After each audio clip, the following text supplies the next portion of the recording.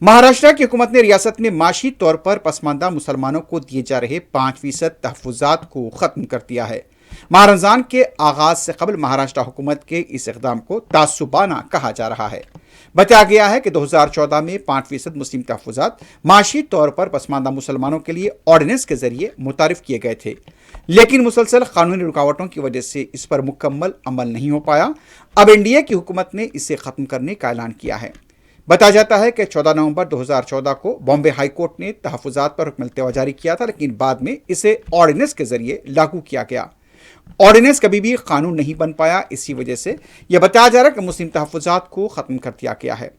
مجلس کے صدر بیرسر اسد الدین اویسی نے مہاراشٹر حکومت کے اس فیصلے پر شدید رد عمل ظاہر کیا اور کہا کہ حکومت کا یہ تعصبانہ رویہ ہے اور رمضان کا مسلمانوں کو اس طرح سے تحفہ دیا گیا۔